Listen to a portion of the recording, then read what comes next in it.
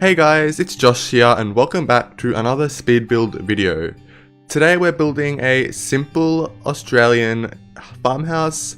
Well, I say Australian farmhouse, but it's kind of more of just a regular farmhouse in terms of interior, because I did just make the interior quite simple and quite like mid-century and modern, because I feel like although Australian farmhouses are generally pretty old and the interior reflect that, I thought maybe why not try something different, and instead of just making a really old looking traditional Australian farmhouse, make it look like it's a sort of farmhouse that's kind of been renovated a little bit. So you'll see that a bit later in the back of the house, especially since I do make it a lot more modern, and it's a little bit beachy because it does have a lot of big windows which would let a lot of light in. So perhaps this would make a good house in Brindleton Bay, where one of the ocean lots that are really close to the beach, so you could have the back of the house facing off into the ocean, which I think would look pretty cool. But anyway, this does include a little bit of terrain tools, because as I said in my previous video, honestly, like since terrain tools have been added, it's not like I'm going to build a house without them anymore, because it's just so much fun to build with and it's just really easy to use. I'm not sure why, but like I find these a little bit more easier to use than the Sims 3 terrain tools, even though Sims 3 did have the water, which I kind of miss, but from what I hear, they might add it in the future because they didn't rule it out. But anyway, we're almost done with the roofing. One thing I will point out with the roof is I found out a few days ago on Twitter that there's this way to like have different height roofs on the same floor. So you'll see that in a minute, and it creates this amazing effect. Honestly, it's just so much fun to do and it looks so cool, and I've always wanted to do roofs like this. So this was absolutely perfect. So if you want to check it out, I will link the tweet below.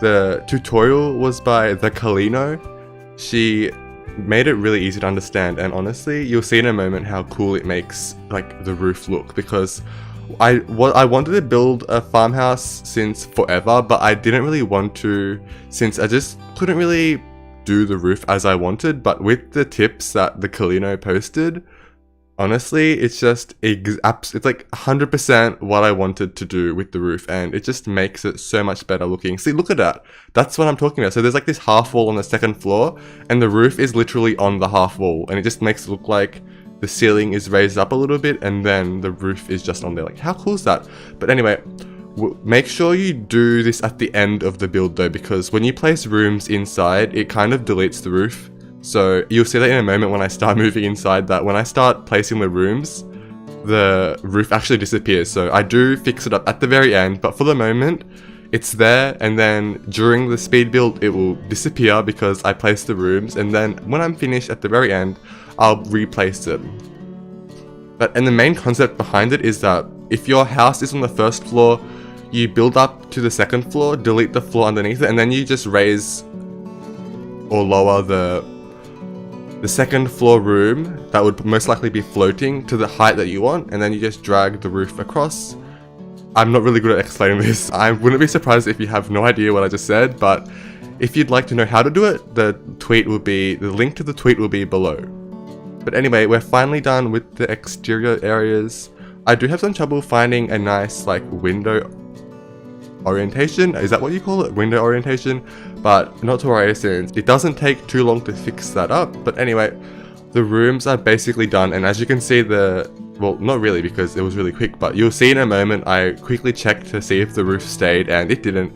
So I'll fix it up at the very end. One thing I really wished we had was a double door of the Seasons single door, like a double door version of the single door, because it's a bit weird, because I really wanted to have a double door for the master bedroom, but there wasn't a no window version, which was a bit sad, but I made do, and I did end up using the double door with the windows, but I put a curtain on the inside the bedroom, so if you wanted some privacy you can just like cover the door with the curtain, I guess. But anyway, this house also has a really nice deck.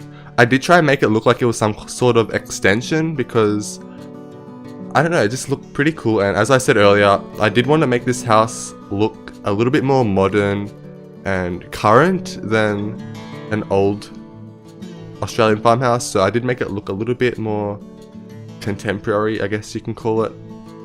And also the kitchen is probably one of my favorite rooms in this house, because I was able to do something that I've never done before, and it was kind of like this giant island table, and there's like this divider in the middle. It's basically because since there was a gap when I placed the island counters, I placed the little divider in the middle just so that there was no gap anymore. You'll see that in a moment. And I was going to use just the regular half walls, but that deleted the roof, the ceiling thing. I don't know what it's called, but the ceiling trim, as you can see, deletes the ceiling trim. So I kind of wanted to keep that there. So I ended up putting these dine out dividers, and I think the effect is pretty cool if you ask me. And honestly, I'd love to have this kitchen in real life because it looks so cool. And the dividers, I don't know why, but it just makes the kitchen feel a little bit more like separated, I guess. So you could have the dining countertop on one side, and then on the other side is where you'd probably move the plates once you're done using them, so that it's a lot easier for the people watching to reach them. But anyway, as you can see, the furniture is actually quite modern and contemporary, I guess you can call it, because I did want to create a Australian farmhouse, but I like the I wanted to make it look like more of a current Australian farmhouse. Anyway, we're almost done furnishing the lounge, kitchen, and dining area.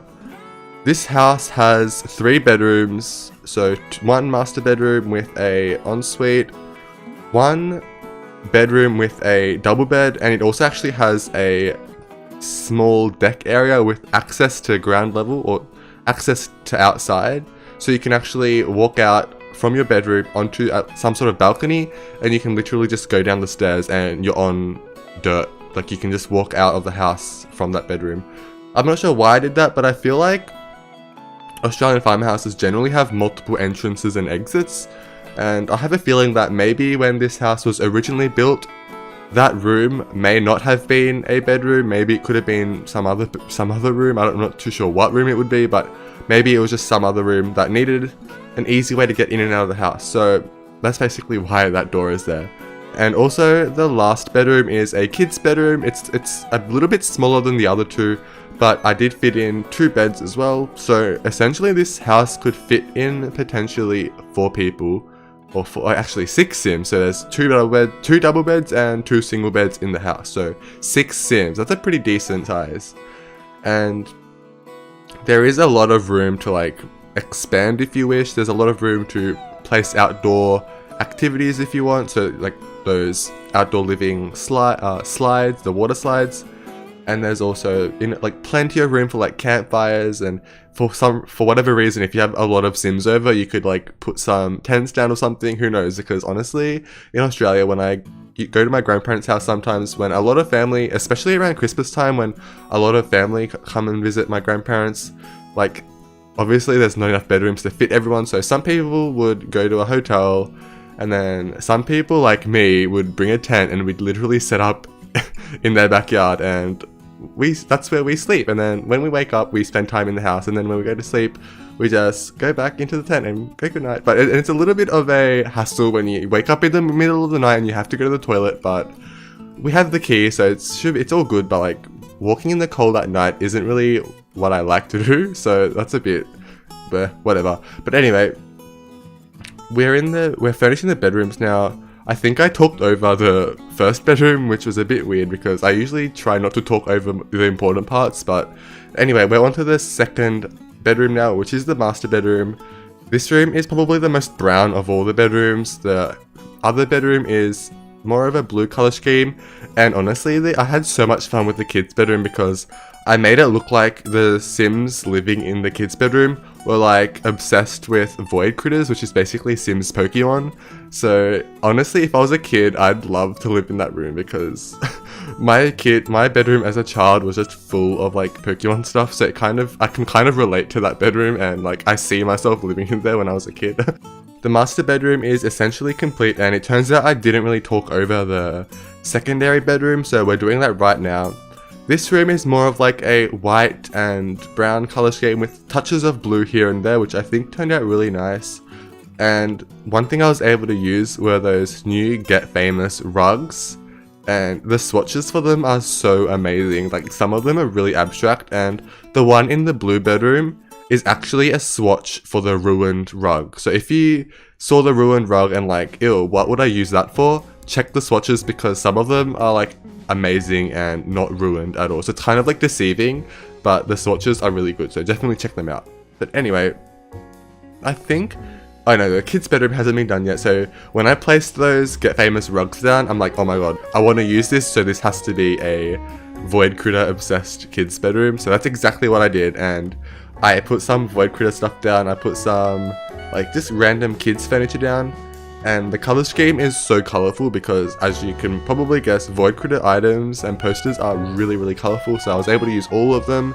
I was going to try and use like by debug to find some Void Critter cards, but for some reason I couldn't find them, so I wasn't able to do that. But I did place down a lot of these like wall decors. They're not even paintings, are they? They're just some kind of like wall stickers, so I'm kind of like sad for the parents because imagine peeling those off and they'd probably like peel off all the paint as well, which is probably not the best, but the kids like it and hopefully they don't grow out of it soon, so the parents won't have to worry about having to peel those off and possibly tearing off the paint as well. Your Sims won't have to worry about the paint peeling off because it's The Sims and not real life. But anyway, we're placing all the clutter down now. There isn't actually much longer for this speed build because I did spend some time outside, but it wasn't too much because I wanted to keep the backyard a little bit empty so that there would be enough room for you guys to do whatever you want to it, because honestly in Australia, backyards, depending on where you live, like if this farmhouses are generally in rural locations, so